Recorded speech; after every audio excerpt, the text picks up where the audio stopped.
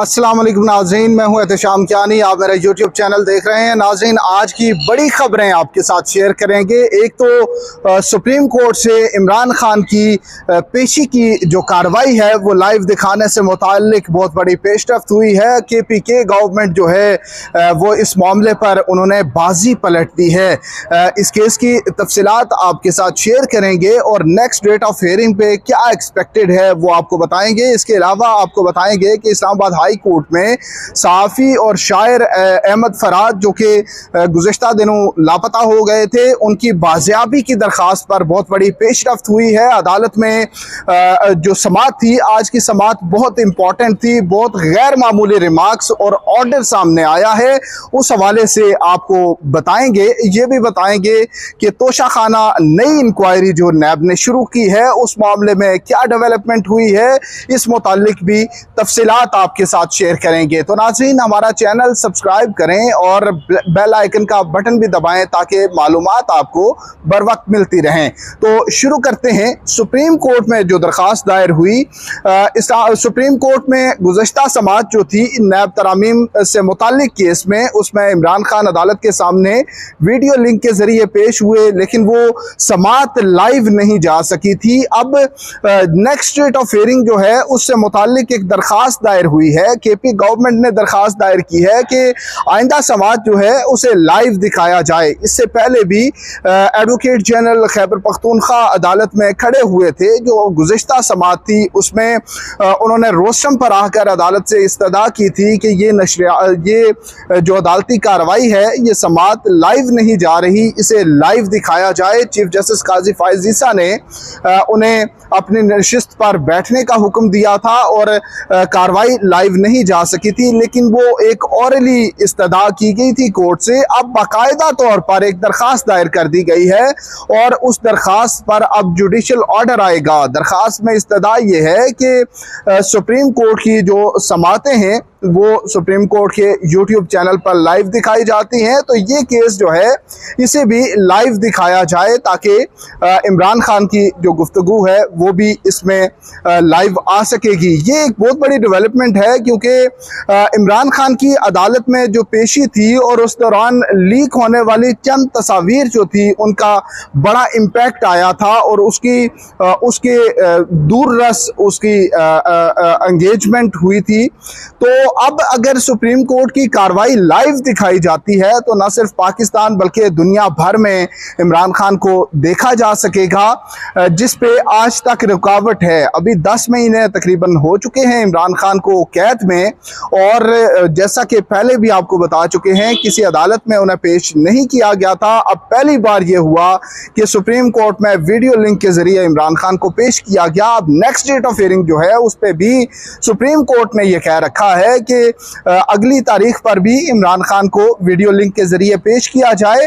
अब KP government की जो एक दरखास्त आई है उसको भी टेकअप किया जाएगा और उस पर समाअत की जाएगी, उस पर एक जुडिशल ऑर्डर आएगा। और अब सुप्रीम कोर्ट के बेंच ने जो ये केस सुन रहा है ये तय करना है कि जो नेक्स्ट डेट ऑफ हियरिंग है उसे लाइव दिखाना है या नहीं। इमरान खान का एक्सपेक्टेड है कि नेक्स्ट डेट ऑफ हियरिंग पे उनके आर्ग्यूमेंट्स भी सुने जाएं। सुप्रीम कोर्ट ने उन्हें पिछली समाअत पे नोट्स लेने का कहा था कि जो फेडरल गवर्नमेंट के वकील मखदूम अली खान अपने दलाइल दे रहे हैं उनसे मुताल्लिक अपने नोट्स ले लें और उसके बाद जब आपको सुना जाएगा तो आप इन तमाम बातों पर तफसीली तौर पर अपने आर्ग्यूमेंट्स कोर्ट के सामने रख सकते हैं। इमरान खान अदालत में बात करेंगे, उसके बाद ये भी एक्सपेक्टेड है या उससे पहले भी एक्सपेक्टेड है कि उनके वकील ख्वाजा हारिस भी अदालत में अपने दलाइल देंगे। तो नाज़रीन, ये एक बहुत बड़ी डेवलपमेंट है।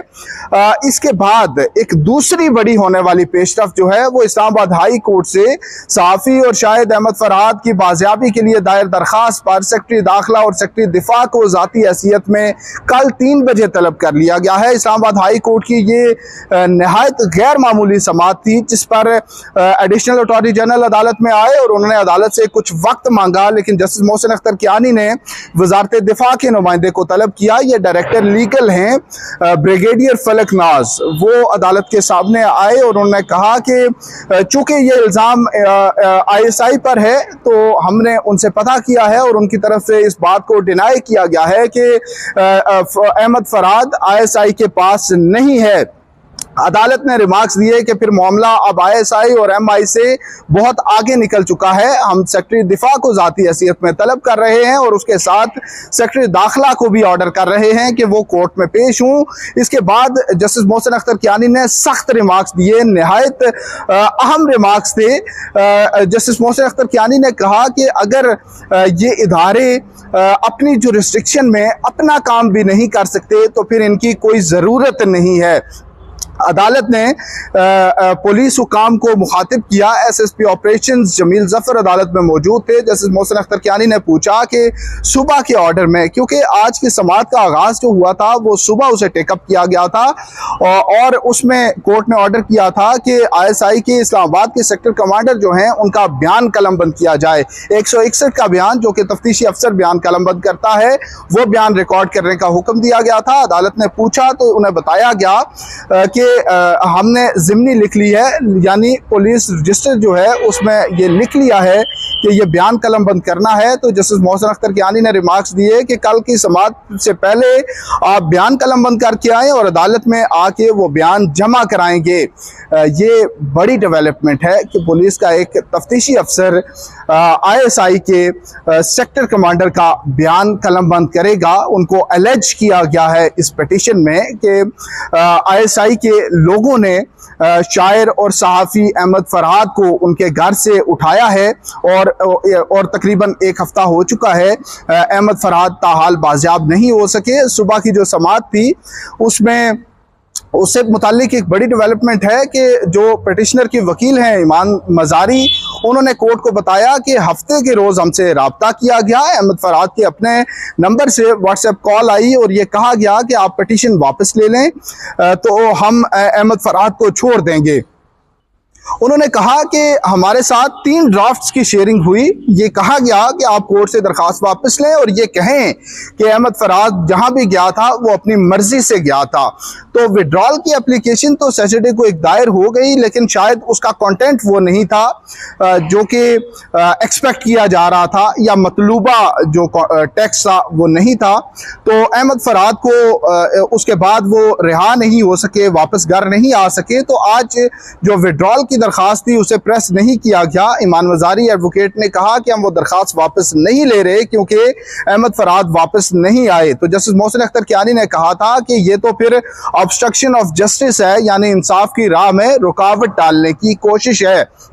अदालत ने 3 बजे तक का वक्त दिया था कि 3 बजे तक अहमद फरहाद को बाजियाब करें, अदालत में प्रोड्यूस किया जाए, लेकिन वो नहीं हो सका। तो अब कोर्ट ने ऑर्डर ये किया है कि सेक्रेटरी दिफा और सेक्रेटरी दाखिला अदालत में पेश हों और कल आके वो अदालत में तमाम सूरत हाल सामने रखें। जस्टिस मोहसिन अख्तर कियानी ने कहा कि इदारे अगर अपना काम नहीं करेंगे तो फिर उनकी ज़रूरत नहीं है। ये मुल्क अगर चलना है तो उनके बगैर भी चल जाएगा। अदालत ने यह भी कहा कि जब ये कहा गया कि सेक्टर कमांडर का बयान कलमबंद कराएं तो उस पर एडिशनल अटॉर्नी जनरल ने कोशिश की कि कोई इस पर बात की जा सके, लेकिन जस्टिस मोहसिन अख्तर कियानी ने कहा कि सेक्टर कमांडर कौन है, क्या चीज़ है उसकी, वो कोई बहुत ताकतवर शख्स है, उसकी कोई इतनी औकात नहीं है। उन्होंने कहा कि ये ग्रेड 17 या 18 का अफसर होगा तो उसको अपने ऊपर मुसल्लत ना करें, उसकी मातहत ना बने। ये तमाम तर रिमार्क्स थे जस्टिस मोहसिन अख्तर कियानी के, और साथ ही उन्होंने ये भी कहा कि आप 161 का बयान कलमबंद करें और उसके बाद मैं सेक्टर कमांडर को अदालत में तलब करूँगा। अदालत ने मजीद ये कहा कि अब ये मामला बहुत आगे निकल चुका है और मैं आपको वार्न कर रहा हूँ कि इस कोर्ट का जो ऑर्डर आएगा वो आपको बुरी तरह इफेक्ट करेगा। जस्टिस मोहसिन अख्तर कियानी ने मजीद कहा कि मैं अभी तो सेक्रेटरी दिफा और सेक्रेटरी दाखिला को तलब कर रहा हूँ, इसके बाद दोनों वज़रा को तलब करूँगा, उसके बाद प्राइम मिनिस्टर को भी तलब करूँगा, और अगर फिर भी ये मसला हल ना हुआ तो फिर पूरी वफाकी काबीना को कोर्ट में बुलाऊँगा और उन्हें बुलाकर कहूँगा कि इस कोर्ट में बैठकर फैसला करें। ये फैसला होना है कि ये मुल्क कानून के मुताबिक चलेगा या एजेंसियों ने इस मुल्क को चलाना है। ये रिमार्क सुबह भी आए थे कि इस जो मुल्क का फ्रंट फेस है वो पुलिस है, नामालूम अफराद फ्रंट फेस नहीं है। तो अब जस्टिस मोहसिन अख्तर कियानी ने ये बारहा उनके रिमार्क्स आ चुके हैं कि जो अपना काम नहीं करेगा, कोई भी ऑफिस होल्डर हो, चाहे वो प्राइम मिनिस्टर ही क्यों ना हो, उन्हें घर जाना पड़ेगा। सुबह की समाअत में दो दिन का वक्त मांगा गया, तो उस पर जस्टिस मोहसिन अख्तर कियानी ने यह कहा था कि क्या इंटेलिजेंस एजेंसीज चांद पे रहती हैं जो आपको इतना वक्त चाहिए। अभी सेक्टर कमांडर से मुतालिक तलबी का जब उन्होंने कहा तो उसमें एडिशनल अटॉर्नी जनरल ने बात की, तो जस्टिस मोहसिन अख्तर कियानी ने कहा कि आप कोर्ट की मिन्नतें ना करें, जो सेक्टर कमांडर है वो कौन सा चांद पे रहता है। ये रिमार्क्स थे। इसके बाद अब कोर्ट ने कल सेक्रेटरी दाखिला, सेक्रेटरी दिफा को ज़ाती हैसियत में तलब कर लिया है और कल 3 बजे ये समाअत दोबारा होगी। इसके अलावा नाज़रीन, तोशाखाना केस है जो नैब ने एक नई इंक्वायरी इमरान खान और बुशरा बीबी के खिलाफ शुरू की थी। अब बताया जा रहा है कि वो इन्वेस्टिगेशन में कन्वर्ट हो चुकी है और जो नैब की रिपोर्ट है इस हवाले से, इंक्वायरी रिपोर्ट, वो इमरान खान को हैंड ओवर भी कर दी गई है और वो सामने भी आ चुकी है। उस इंक्वायरी रिपोर्ट में इमरान खान पर एक नहीं बल्कि 7 गड़ियों का इल्ज़ाम है और वो सिर्फ ये कहा गया है कि उनको तोशाखाना में जमा कराए बगैर अपने पास रिटेन कर लिया और उसके बाद उनको सेल भी कर दिया। तो स्टेट एसेट को सेल किया गया, इस बुनियाद पर यह केस बनाया जा रहा है। नैब अब इन्वेस्टिगेशन प्रोसेस में जा चुकी है और जब इन्वेस्टिगेशन शुरू हो जाए तो उसके बाद कस्टडी भी ली जा सकती है, यानी जो मुल्ज़मान हैं उन्हें गिरफ्तार भी किया जा सकता है। तो इमरान खान के लिए ये एक नई मुश्किल खड़ी होती दिखाई दे रही, क्योंकि इमरान खान की दीगर केसेस में अब जिस तरह से तोशाखाना केस में इमरान खान को सज़ा मुअत्तल करके ज़मानत दे दी गई है, जो साइफर केस है वो भी कंक्लूजन के पास है।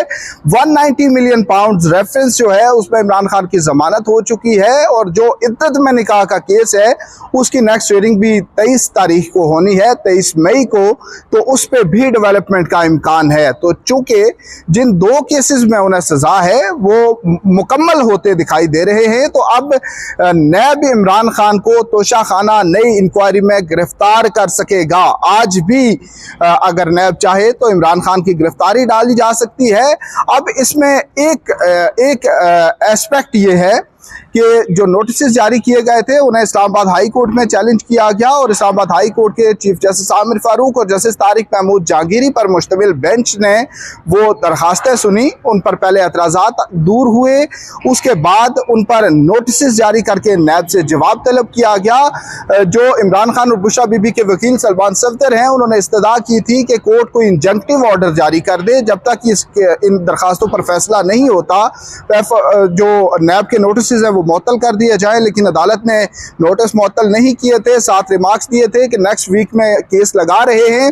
15 मई को केस फिक्स हुआ था लेकिन कॉज लिस्ट मनसूख हो जाने के बायस इसकी समाअत नहीं हो सकी थी और अब ये केस 24 जून को इमरान खान की दरखास्त समाअत के लिए मुकर्रर हुई है, यानी तकरीबन 1 महीने से ज़ायद वक्त अभी इस पर बाकी है। बुशरा बीबी की दरखास्त जो है वो 4 जून को समाअत के लिए मुकर्रर हुई। तो आज इमरान खान के वकला ने एक मुतफरिक दरखास्त दायर कर दी है जिसमें इस्तदा ये है कि अदालत उन दोनों दरखास्तों को जल्द समाअत के लिए मुकर्रर कर दे। आप देखें उस दरखास्त पर क्या डेवलपमेंट होती है। तो नाज़रीन, ये इंपॉर्टेंट केसेस थे, इंपॉर्टेंट डेवलपमेंट्स थी जो कि आपके साथ शेयर की। हमारे साथ रहने का शुक्रिया। अल्लाह हाफिज़।